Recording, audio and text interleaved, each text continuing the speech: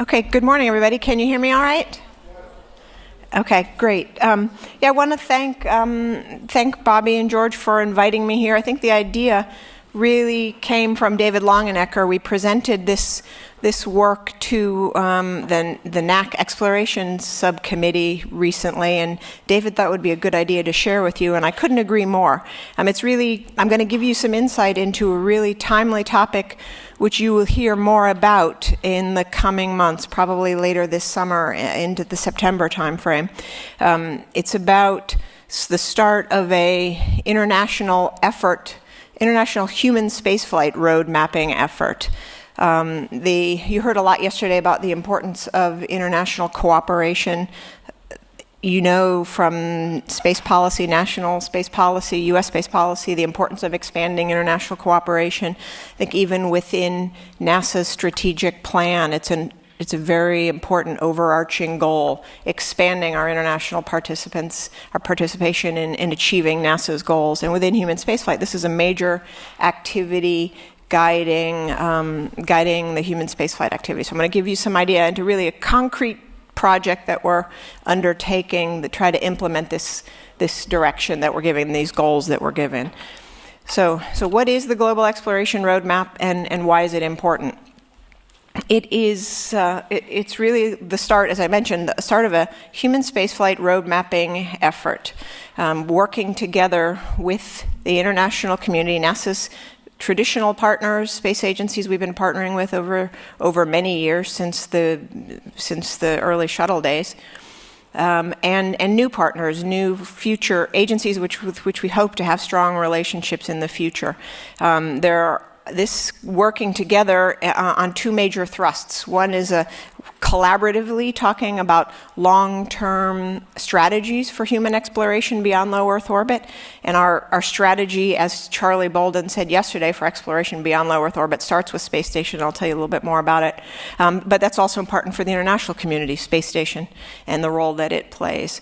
But so the two main thrusts of the roadmap are this collaboratively together working on long-range strategies, and then looking at near-term opportunities to coordinate and cooperate on things that contribute to the implementation of these ultimate long-range strategies. So working together on how can we go beyond LEO, what do we want to do when we get there, who could ultimately do what, and how do we maximize our opportunity to leverage the investments today that we're all making. We're all making significant investments, whether it's technology or infrastructure items or terrestrial analogs or on space station. How can we look for opportunities that are appropriate, near-term opportunities to leverage our investments? So that's what it's all about. As I mentioned, there are 11 agencies participating. The traditional NASA space station partners, Roscosmos, JAXA, ESA, CSA, but also UKSA, the UK Space Agency, and Jeremy gave you a little heads up about this yesterday. CNES is participating, DLR, the Italian Space Agency, the Indians, and the Koreans. ISRO and CARI are participating.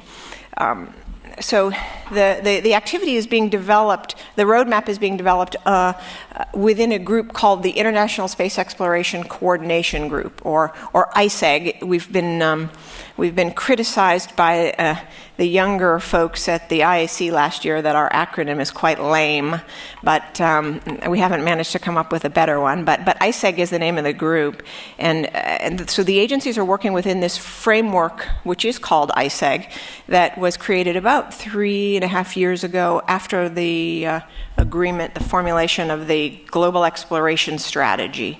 It was a document put together by 14 space agencies talking about a vision for human space exploration. They decided to implement this long-term vision, we need a mechanism, and they created this ISEG.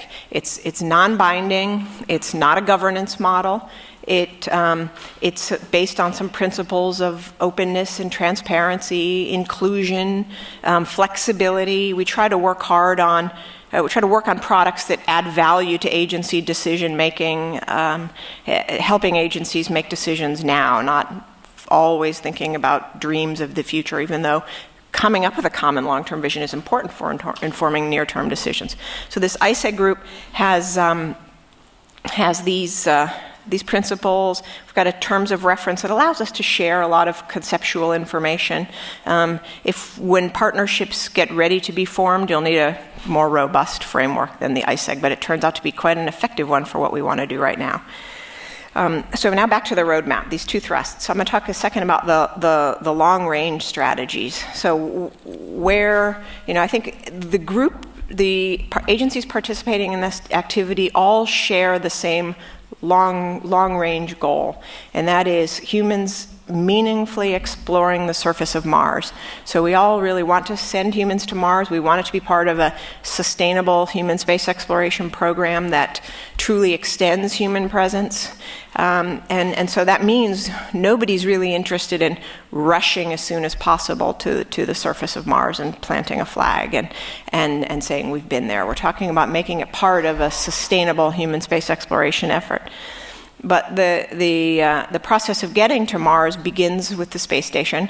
The decision to extend space station to at least 2020 by the partners makes it a very not only important platform for getting done the advancing the technologies and the operational concepts that you want to advance for exploration, like life support, for example. It's critically important we make some advances in reliable life support system or reliable human health and performance countermeasures. So there's things that with this space station lifetime extended to 2020 that we really can do, we really must do.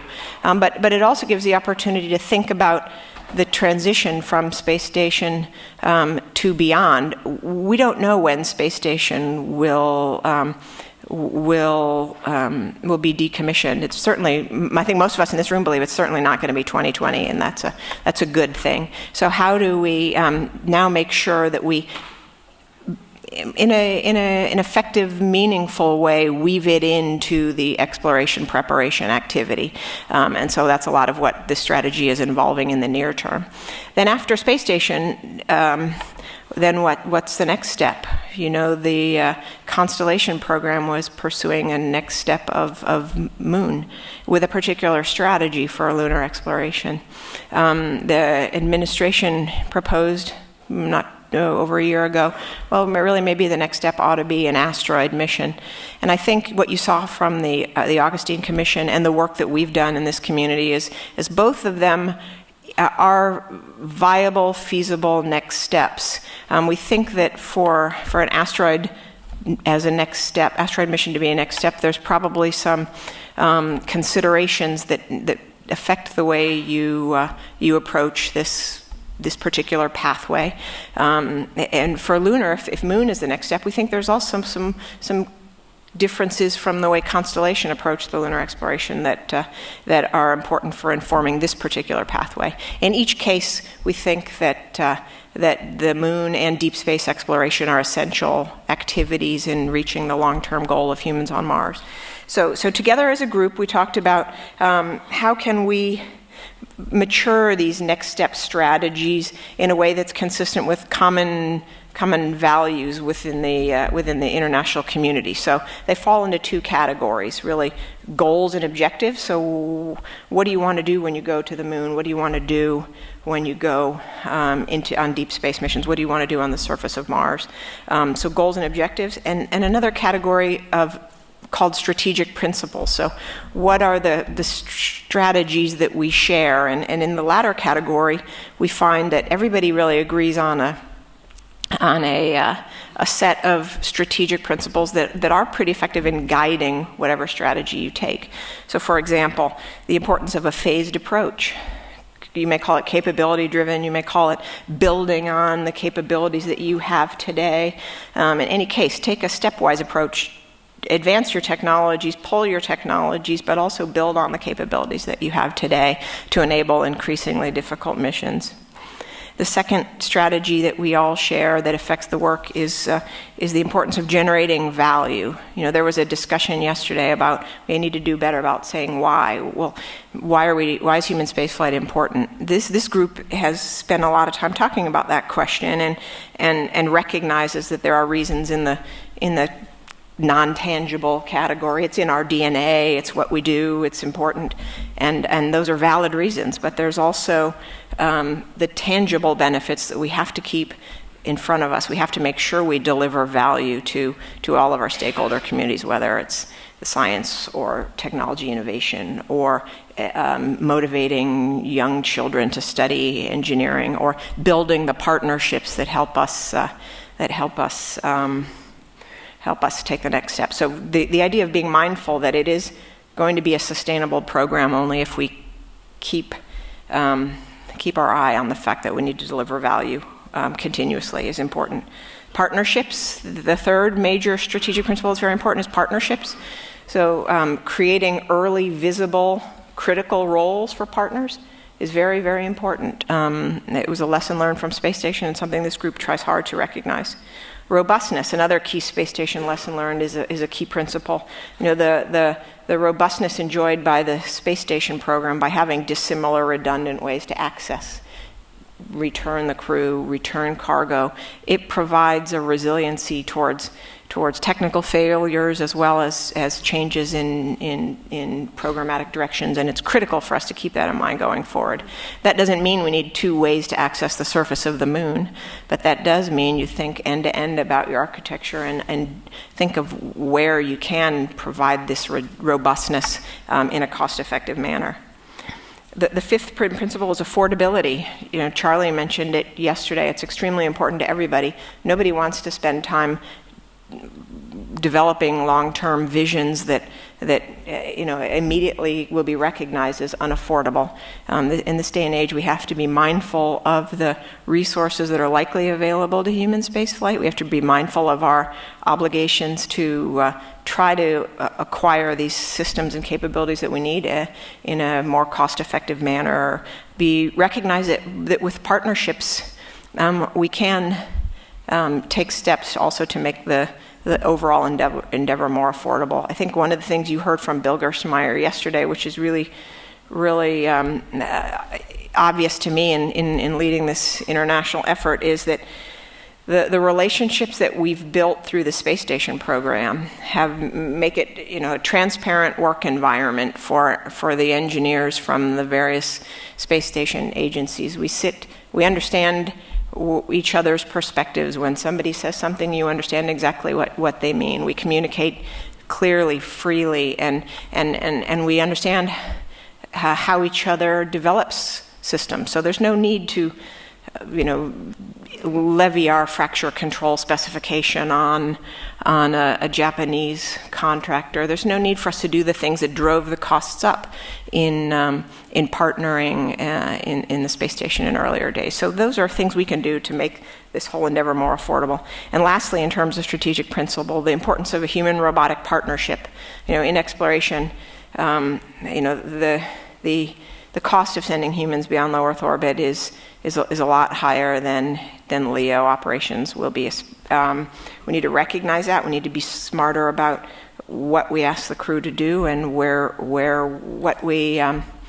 they spend their time on. And so the robotic missions can not only help identify risks, prioritize the things that humans should do, they can also work in tandem with humans on the scene, just to make sure that when we do send humans beyond low Earth orbit to these destinations, we can maximize the value of their contribution. So this partnership. So those are the strategic principles that we all agree, and you're going to see those quite vividly. In terms of goals and objectives, things that sound familiar, and I won't go into many detail, but search for life, extend human presence, perform space and earth science, perform science to support human spaceflight, which is where this community fits in.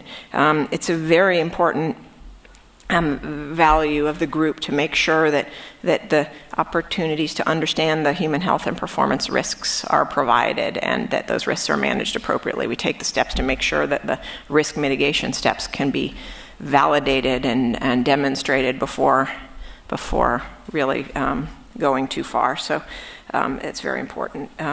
Developing technologies and innovating in the technology area, stimulating economic expansion. I think this is an interesting one with what's going on in low Earth orbit now. We are to the point where the economic sphere of Earth really will now include humans in low Earth orbit, and that's a good thing. There was a lot of discussion yesterday. It will drive down costs of access to space. It will create more opportunities for more people to go into space.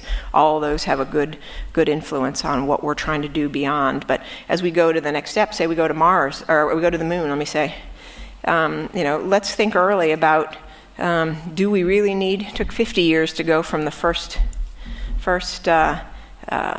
flights in low Earth orbit to really being on the verge of this broader economic sphere, including humans and LEO. Do we really need that long on the moon? And if we approach it smartly, can we make it easier for commercial entities to operate on the moon, therefore creating effectively an exit strategy for government investments, government programs? So planning for that up front is something that's very important. Enhancing Earth safety, so what's the role in cislunar space that is associated with protecting Earth? Somebody mentioned yesterday, I think it was Carl, the orbital debris issue. So that's part of this, what can be done. Is there a role for humans in addressing this? And lastly, engaging the public. So those shared goals and shared principles are affecting the scenarios that you'll see in this global exploration roadmap as optional long-range strategies. Given the current environment in the United States, we don't expect to select or recommend a single strategy at this point in time, but we will call out the benefits of the two options that exist and describe them, and then that will enable having these strategies and working on them together and understanding what they mean will enable individual agencies that have participated in this activity to inform their decision making. If I know the international community is thinking about this way in exploring the moon or heading into deep space, I can better make individual decisions about my technology investments, for example, that best position me for a role in a global effort. It's also important for a common understanding amongst the agencies of the challenges and the value of various approaches. There's a lot of talk of propellant depots, and they're the answer. Or let's go to, and there's not much discussion in this group about propellant depots. Let me just say that. But let's start from ISS and build our spacecraft on ISS and then come back to ISS. There's physics challenges involved in that probably make that not such a good idea. So by getting together and sharing concepts and what works, what doesn't, we build a common understanding of what these missions really should be and how they can together meet our goals and objectives. And also, lastly, it informs our capability investments. What we found is the fundamental early investment areas are the same no matter what strategy. You need a heavy lifter. You need a crew vehicle that's capable of going beyond low Earth orbit and coming back from interplanetary velocities. You need in-space stages. You need some key fundamental capabilities that you hear talked about now that are, important by recognizing that, it creates opportunities even for partnership on these capabilities, right? So that's a good thing. Okay, so that's enough about the scenario work. So long-term strategies, working collaboratively, we ultimately try to seek to inform by working by let's say developing a common understanding of what's technically feasible and what's programmatically implementable in a long-range strategy sense. I think nobody in this group thinks it's going to be up to us to pick the single strategy, the next destination. That decision's going to be made by a different group of people, but we really hope that they can be informed by a global consensus on what's technically achievable and programmatically implementable, and that's what this activity is trying to do. So the next major thrust of the roadmap I told you about was near-term activities. So what are agencies investing in today that will enable this long-term future that we seek? And how can we appropriately find opportunities for coordination and cooperation? So by coordination, I mean there's opportunities to leverage our money. I think if you take technologies, we've spent a lot of time working with the NASA Office of Chief Technologists, and they'll be the first to tell you that NASA doesn't have the money to advance every technology to the state of readiness that's needed to accomplish these missions. And by getting insight into other agency interests, we can help inform our own individual decisions. And it may even open up some partnership opportunities. But so we look for opportunities for leveraging our investments, for coordination. And we also look for opportunities for partnering, for truly, working together, bringing our resources together to do something together. And we're doing it in five major areas. Use of the ISS, of course.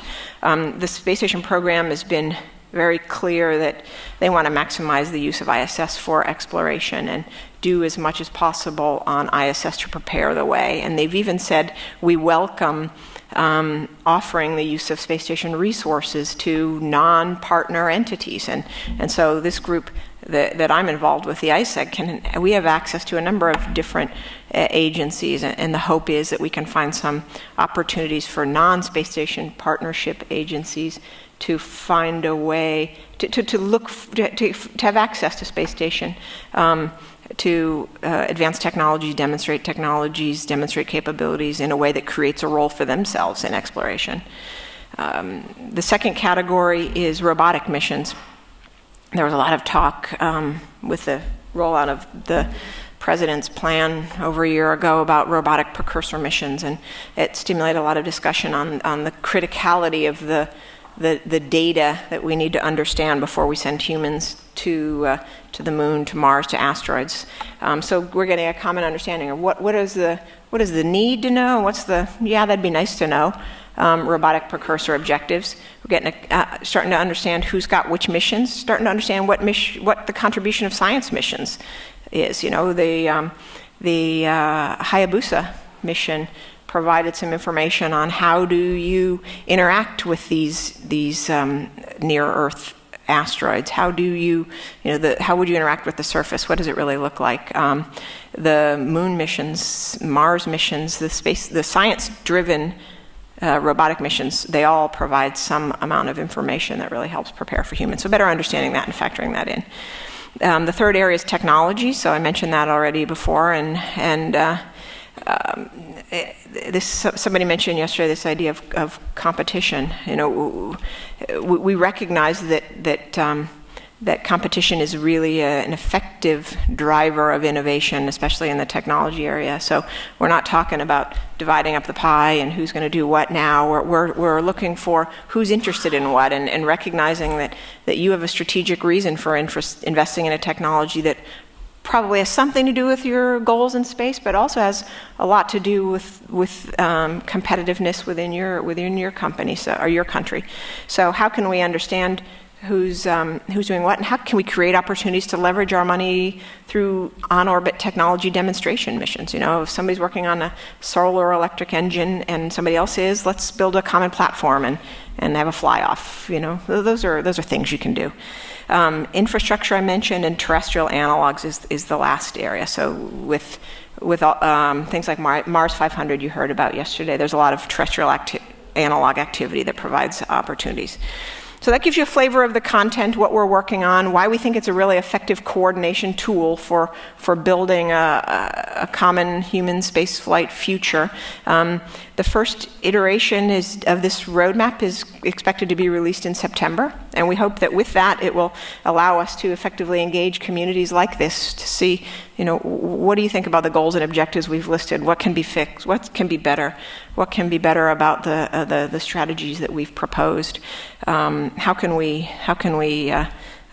get comments from outside entities? And we expect this roadmap to influence policy around the world. I think, as some agencies value it's very important for their human spaceflight program to be part of a global effort. So seeing where the global community is interested in going is very important. So the first iteration is due this year. We hope to iterate it over time to continually have it reflect really the roadmap of what agencies are hoping to do going beyond low Earth orbit. So that's a little snapshot summary of what this activity is. I hope it was informative and allows you to have a peaked level of interest as the coming months enable us to get more information out. And with that, I don't know, Bobby, if there's time for me to take a question or two. We don't have time. Don't have time. Okay. Thank you.